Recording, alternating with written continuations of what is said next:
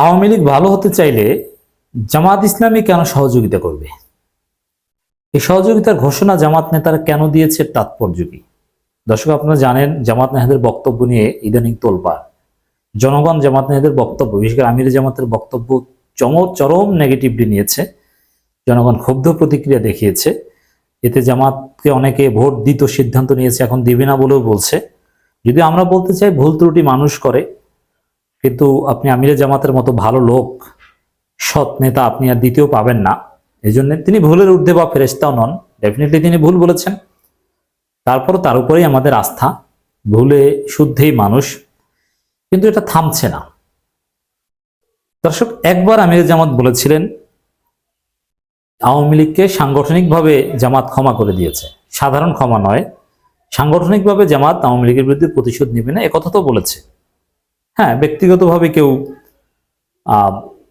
অভিযোগ করলে বা মামলা করলে জামাত সহায়তা করবে, কিন্তু এটা নিয়েও প্রশ্ন আছে, সাংগঠনিকভাবে কেন জামাত কিছু করবে না?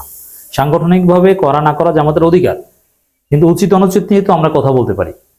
সাংগঠনিকভাবে আওয়ামী লীগের বিরুদ্ধে জামাত কিছু করবে না, এটাও আমি মনে করি জামাতের ভুল। জনগণ এটাই ভালোভাবে দেখেনি, এই জন্য জামাতকে কিন্তু মোটামুটি ভালো ভুগতে হয়েছে। যদিও সেটা মোটামুটি মেকআপ করতে পেরেছেন আমিরে জামাত, পরবর্তীতে সংশোধনী ব্যাখ্যা দিয়ে অথবা ব্যাখ্যামূলক বক্তব্য দিয়ে মোটামুটি জনগণ আশ্বস্ত হয়েছে। এই জন্য কিন্তু আমরা বলতে চাই, আওয়ামী লীগের সাধারণ ক্ষমার তো প্রশ্নই আসে না, সেটা তো আমিরে জামাত বলেননি। সাংগঠনিকভাবে জামাতকেও আওয়ামী লীগের বিরুদ্ধে ব্যবস্থা নেওয়া উচিত। এখনকার রাজনীতি হবে আওয়ামী লীগ বিরোধিতার রাজনীতি, ভারত বিরোধিতার রাজনীতি। রাজনীতির বাস্তবতা আপনাকে এভাবে অ্যাসিমিলেট করতে হবে। দর্শক, এরপরে লন্ডনে আমিরে জামাত যেটা বলেছেন, আওয়ামী লীগ আমাদের পরিবারের সদস্য, বারবার ফেসিস্ট বলা পছন্দ করি না। দেখেন, কথা সঠিক হোক আর ভুল হোক, আমির জামাতের বক্তব্যকে কেউ কেউ দার্শনিক থিওরি দিয়ে ব্যাখ্যা করছেন, লেজিটিমেসি দেওয়ার চেষ্টা করছেন। না, এই কাজ করবেন না। ভুলকে ভুল হিসাবে বলার মধ্যেই কল্যাণ। আপনি সেটাকে জাস্টিফাই করতে গিয়ে উল্টো আপনি বাড়াবাড়ি করলেন। আওয়ামী লীগকে ফেসিস্ট বলা পছন্দ করেন কি করেন না, এটা বলারটা দরকার কি? মানলাম যে এটা আমির জামাত পছন্দ করে না, কিন্তু সেটা বলার দরকার কি? আপনি না বললে কি হতো? এতে কি কি মনে করেন? শুধু এই বক্তব্য না, দেখেন আমি যে বক্তব্যটা বিশ্লেষণ করছি ডাক্তার সৈয়দ আব্দুল মোহাম্মদ তাহেরের, আপনারা ভালো হতে চাইলে সহযোগিতা থাকবে আওয়ামী লীগের উদ্দেশ্যে জামাত নেতা তাহের। আচ্ছা, আওয়ামী লীগকে আমাদের পরিবারের সদস্য বলা, বারবার ফেসিস্ট বলা পছন্দ করি না, আওয়ামী লীগ ভালো হতে চাইলে জামাতের সহযোগিতা থাকবে, এই কথা বলার মধ্যে কি কোনো লাভ আছে? কোনো লাভ নেই। তাহলে কেন বলেছেন? কথা ভুল না, আমি ধরে নিলাম যে কথা সঠিক, এবং ডাক্তার তাহেরের বক্তব্যের মধ্যে কোনো ভুল নেই, আমি বিশ্লেষণে আসছি। কিন্তু লাভটা কি? আপনি কেন বলেছেন? যদি এরকম হতো যে আওয়ামী লীগ আমাদের পরিবারের সদস্য, বারবার ফেসিস্ট বলা পছন্দ করি না, আওয়ামী লীগ ভালো হতে চাইলে জামাত সহযোগিতা করবে, এই কথা বলার ফলে হাজার হাজার লক্ষ লক্ষ আওয়ামী লীগ জামাতে যোগদান করবে, জামাতের সহযোগী সদস্য হবে, জামাতের সমর্থক হবে, তাহলে ঠিক ছিল। কিন্তু আসলে কি একজন হবে? একজন হবে না। আওয়ামী লীগের লোকজন নর্মালি জামাতে আসে না, আসলে এই কারণে আসে না, এইসব বক্তব্যের কারণে আসে না, আসলে অন্য কারণে আসে। সেটা বাবা মা মারা গেলে বা ধর্মীয় কোনো কারণে আসে। কিন্তু নেতাদের এই সহযোগিতা, পরিবারের সদস্য, এইসব বক্তব্যের কারণে আওয়ামী লীগ থেকে কেউ জামাতে আসে না। আওয়ামী লীগ থেকে বিএনপিতে যায়। বিএনপি যদি এই কথা বলতো যে আপনারা আমাদের পরিবারের সদস্য, আপনাদেরকে আমরা আশ্রয় দেব, দেখতেন যে লক্ষ লক্ষ আওয়ামী লীগ বিএনপিতে যোগ দিত, এবং এখনো দিচ্ছে। একজন আওয়ামী লীগ খুব সহজে বিএনপি হতে পারে, কিন্তু একজন আওয়ামী লীগ খুব সহজে জামাত হতে পারে না। অতএব এই ডাক্তার শফিকুর রহমান, ডাক্তার তাহের যে বক্তব্যগুলো দিচ্ছেন, এই বক্তব্যের রাজনৈতিক কোনো লাভ নেই। থিওরিটিক্যালি বক্তব্যগুলো শুদ্ধ হলেও জামাতের লস, জামাতের প্রতি জনগণ ক্ষুব্ধ হয়, জামাত আওয়ামী লীগ, জনগণ জামাতকে সন্দেহ করে, বিতর্ক সৃষ্টি হয়। এই কথাগুলো কেন বলতে হবে? এই জন্য বলবো যে হাল মাকাম বুঝে কথা বলা দরকার। কথা শুদ্ধ বা সঠিক হলেও যে কথায় আমার কোনো লাভ নেই, সে কথা কেন বলবো? আওয়ামী লীগ ভালো হতে চাইলে জামাতের সহযোগিতা থাকবে, এ কথা বলায় জামাতের কোনো লাভ নেই, জামাতের কাছে ভালো হতে কেউ আসবে না। বরং আওয়ামী লীগের লোকজন কেউ যদি ধর্মে প্রবেশ করতে চায়, তাহলে সাধারণত তারা তাবলিগ জামাতে যায়। তারা জামাত ইসলামের কাছে নিজেদের সংশোধন করতে, ইসলাহ করতে আসে না। দুই একটা ব্যতিক্রম থাকতে পারে, নর্মালি আসে না। তো এইসব কথা বলে তো কোনো লাভ নেই। বরং আপনি যদি এখন আওয়ামী লীগের বিরুদ্ধে বলেন, আওয়ামী লীগের বিচার করা হবে, আওয়ামী লীগকে গ্রেপ্তার করতে হবে, আওয়ামী লীগকে নিষিদ্ধ করতে হবে, এটা হচ্ছে আপনার রাজনৈতিক লাভ। আপনার ভোট বাড়বে, জনগণ আপনাকে আরো বেশি সার বলবে। কিন্তু সেটা না বলে আপনি উল্টা লাইনে কেন কথা বলছেন? দেখি ডাক্তার তাহের কি বলেছেন এখানে। আওয়ামী লীগের নেতাকর্মীরা যদি ভালো হয়ে যেতে চান তাহলে সকল সহযোগিতা থাকবে বলে জানিয়েছে বাংলাদেশ জামাত ইসলামের কেন্দ্রীয় নায়েবে আমির ও সাবেক সংসদ সদস্য ডাক্তার সৈয়দ আব্দুল্লাহ মোহাম্মদ তাহের।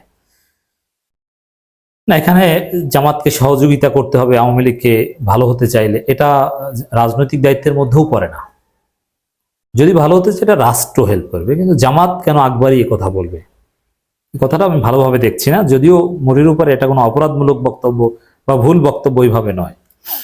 ডাক্তার মোহাম্মদ তাহের বলেন, আপনারা যদি ভালো হয়ে যেতে চান তাহলে আমাদের সকল সহযোগিতা থাকবে, আর যদি আবারও স্বৈরাচারী কায়দায় মেতে ওঠার চেষ্টা করেন সেই পরিণাম ভালো হবে না।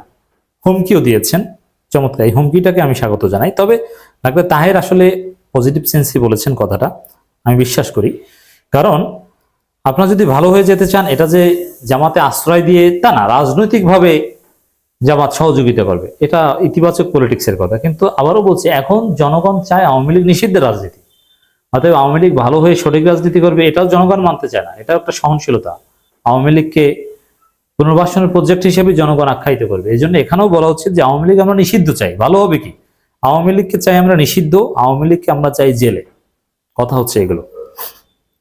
জামাত নেতাকর্মীদের উদ্দেশ্যে তিনি বলেন, দেশের বিরুদ্ধে এখনো ষড়যন্ত্র চলছে, সেই ষড়যন্ত্রকে রুখে দিতে হবে। স্বৈরাচারের দোসররা এখনো ওত পেতে রয়েছে। জামাত কল্যাণ রাষ্ট্র প্রতিষ্ঠা করতে চায় উল্লেখ করে কেন্দ্রীয় নায়েবে আমির বলেন, রাষ্ট্রের শোষণ, বঞ্চনা ও প্রতিহিংসা থাকবে না। সংবিধানের আলোকে সকলকে সে অধিকার প্রদান করা হবে। 1947 সালে ব্রিটিশদের হাত থেকে পাকিস্তানকে স্বাধীন করা হয়েছে, সেই স্বাধীনতা টিকল না। 1971 সালে রক্তক্ষয়ী যুদ্ধের মধ্য দিয়ে অগণিত মানুষের তাজা রক্ত, মা বোনের ইজ্জতের বিনিময়ে পেয়েছি লাল সবুজের পতাকা। এই স্বাধীনতা আমরা প্রাণ ভরে ভোগ করতে পারিনি। চমৎকার কথা বলছেন, যৌক্তিক কথা বলছেন। এবং দীর্ঘ 54 বছর পর আরেকটি যুদ্ধের মধ্য দিয়ে আমরা 5 আগস্ট পেয়েছি। এই 5 আগস্ট ধরে রাখতে হলে আমাদের কল্যাণ রাষ্ট্র প্রতিষ্ঠা করতে হবে। তো এখানে দেখেন, 5 আগস্টকে আরেকটা যুদ্ধের মাধ্যমে, মানে 5 আগস্টকে জামাত বিপ্লব মনে করে, জামাত 5 আগস্টকে দ্বিতীয় স্বাধীনতা মনে করে, কিন্তু বিএনপি সেটা মনে করে না। চমৎকার কথা বলেছেন ডাক্তার তাহের। শেখ হাসিনার উদ্দেশ্যে বলেন, তিনি এখন ভারতে রয়েছেন, তবে কোন জায়গায় রয়েছেন সেটি বলেন না। ইতিমধ্যে তিনি দেশের বিরুদ্ধে আবারও ষড়যন্ত্র শুরু করেছেন, সেখানে বসে বসে দেশের বিরুদ্ধে বিবৃতি দিচ্ছেন।